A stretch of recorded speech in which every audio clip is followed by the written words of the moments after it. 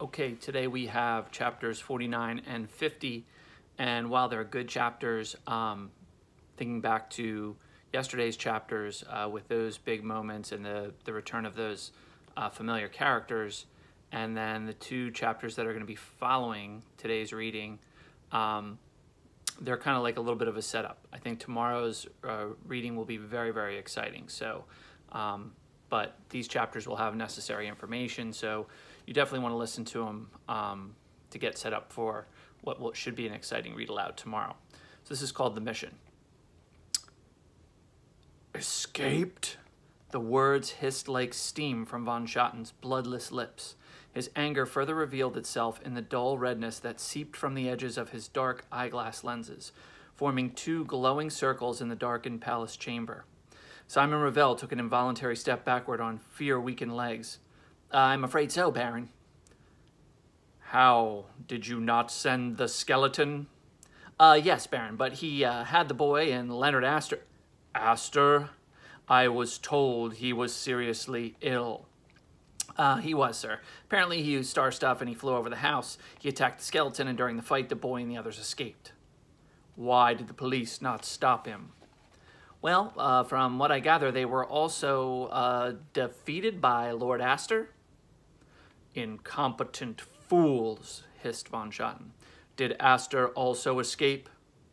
No, the skeleton prevailed. That was a little bit of a pause.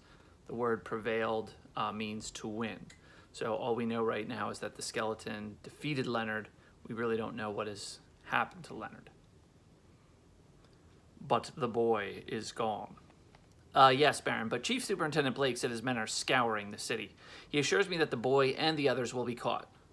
The redness around von Schotten's eyeglasses glowed more brightly. Tell Blake that if he is not caught, he will answer to me personally. Yes, Baron, said Ravel, turning for the door, eager to leave. Wait. Reluctantly, Ravel turned back. Yes, Baron? I want none of this to distract the skeleton from tomorrow night's mission. Yes, Baron. The escape of the boy irritates me greatly, but it does not affect our plans.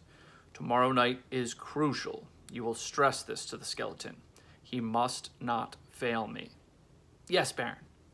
Go. Ravel scurried from the room. And that's the end of the chapter. So a little bit of a setup. There's some sort of mission that's coming, but we don't know what it is. And we're also left wondering exactly what has happened to Leonard other than losing to the skeleton. So chapter 50 is called The Third Element. And when you hear the word element, it sounds fancy, like when we talk about narrative elements. But if you think back, narrative elements are nothing more than parts of a story. So the third element means the third part. So we're putting together some sort of puzzle, and you can probably imagine the puzzle piece that we're talking about is, of course, the Sword of Mercy. Having received a telephone call from Wendy and Peter, Ted was on the first morning train from Cambridge to London. With him was his colleague, the historian Patrick Hunt, a smiling, perpetually enthusiastic man with long blonde hair. When they arrived at the Scotland Landing Hotel, they were met at the door by McGill, who quickly looked around to see if they'd been followed, then quickly brought him inside where Peter, Wendy, and Uncle Neville were waiting. Peter! Cried Ted, quickly crossing the room to embrace the friend that he had not seen for 20 years. Peter hugged him somewhat awkwardly. He barely recognized this portly man, the sidekick who had joined him on so many long adventures. Portly's kind of a kind way of saying chubby. There was a muffled chime of protest from Peter's shirt, and Peter pulled back, and Tinkerbell, still resting from her efforts from the previous night, stuck her head out. Tinkerbell, exclaimed Ted, how delightful to see you. Still fat, chimed Tinkerbell. She's delighted to see you too, said Peter. My word, said Patrick, staring at Tinkerbell. He looked at Ted and said, I had honestly wondered if you made all of this up. Oh, none of it, said Ted. He quickly introduced Patrick to the others. When I told Patrick this was a matter involving the Sword of Mercy, he insisted on coming. Yes, I've been long fascinated with the sword, and to think after all these years the missing tip may have been found, although I understand that this could be a very big problem. Wendy gave Ted a sharp look. How much have you told him? Ted looked a little sheepish. Everything. He kept asking questions, and one thing led to another, and Seeing Wendy's doubtful look, Patrick said, "You have my word that I will keep this matter in the strictest of confidence. I'm only here to help you, Wendy, and from what Ted has told me, you need as much help as you can get." He's right, Wendy," said Peter. "I suppose he is, and if Uncle Ted vouches for you, so then it's settled. Now, where should we start?" If I may," said Uncle Neville, "since the cache cannot be opened with the sword, it would appear that our best hope is to prevent von Schotten from reattaching the tip to the sword. The question is, how might we do that?" So just as another timeout, if you remember, the cache is like the storage container, the vault, if you will, that has all the star stuff. So we have that puzzle piece, we have the actual Sword of Mercy, and then we have the tip of Cortana. Those are kind of the moving parts that we've talked about so far. All eyes turned to Patrick. "I have an idea about that, although it may take a bit of explaining." "Oh, by all means," said Neville. Patrick cleared his throat. Nobody, at least nobody that I'm aware of, really knows how the Sword of Mercy or Cortana came to be. Its origins, as the expression goes, are shrouded in mystery. But there are legends, and one of the more prevalent ones holds that the sword was made from a very unusual metal. "Unusual in what way?" said Neville. "Well, it came from outer space." Neville frowned. "Oh, wait a moment.